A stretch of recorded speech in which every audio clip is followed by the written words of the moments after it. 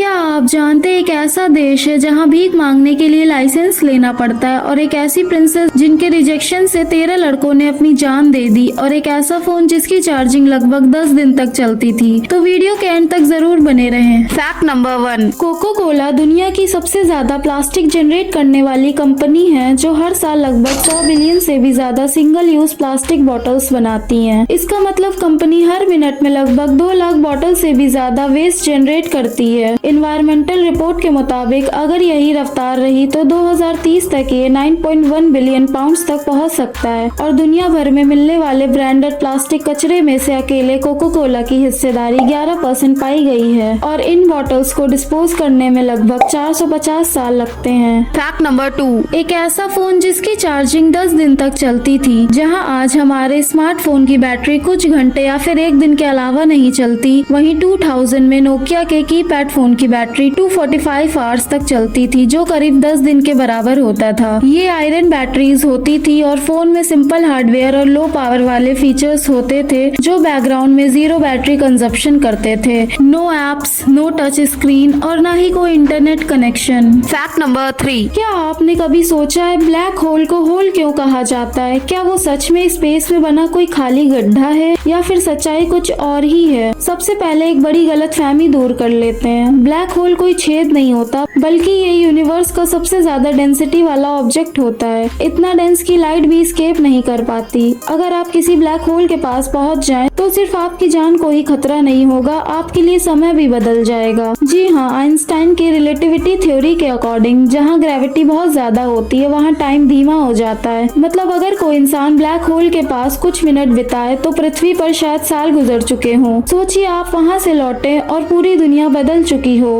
अगर आपको यूनिवर्स के रहस्य जानना पसंद है तो वीडियो को लाइक करें। फैक्ट नंबर 4, क्या सच में एक प्रिंसेस की खूबसूरती इतनी मशहूर थी कि 13 लड़कों ने जान दे दी? आज हम बात करेंगे प्रिंसेस कजार की, जिन्हें आज सोशल मीडिया पर सिंबल ऑफ ब्यूटी कहा जाता है। लेकिन सच्चाई शायद इससे अलग है। 19वीं सदी में पर्शिया, जहाँ ब्यूटी स्टैंडर्ड्स आज से बिल्कुल अलग थे, उस दौर में भरा हुआ शरीर और घनी आईब्रोज खूबसूरती की निशानी मानी जाती थी। और उसी दौरान जन्म हुआ प्रिंसेस कजार का, जो एक शाही परिवार से थी, पढ़ी लिखी थी और वुमेन्स राइट की स्ट्रॉन्ग सपोर्टर भी थी। सोशल मीडिया पर यह बहुत वायरल हुआ कि 13 लड़कों ने उनके रिजेक्शन के बाद सुसाइड कर लिया, लेकिन इसका कोई सॉलिड प्रूफ नहीं मिला। अक्सर ऐसी कहानियों को लोग मिर्च मसाला लगाकर बढ़ा चढ़ा कर बताते हैं और आगे चलकर ये वायरल मीम बन जाता है। आपका क्या कहना है, मुझे कमेंट में जरूर बताइएगा। फैक्ट नंबर 5, क्या आप जानते हैं दुनिया के मशहूर ताज होटल के पीछे एक ऐसा सच छुपा है जिसने इतिहास बदल दिया? कहानी है जमशेदजी टाटा की। एक बार वो यूरोप गए और एक होटल में खाना खाने पहुंचे, लेकिन होटल के बाहर लिखा था